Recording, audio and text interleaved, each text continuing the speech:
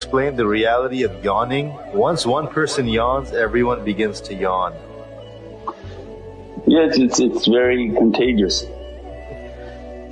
And these are energies that want to enter into the body. So they come under and they put an energy here and they jump into the body.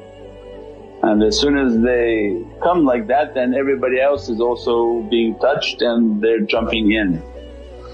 So that's the adab of the yawning, is to try to cover one's mouth when you feel that's going to come, so that they're not coming into the mouth. And then there's the expression of they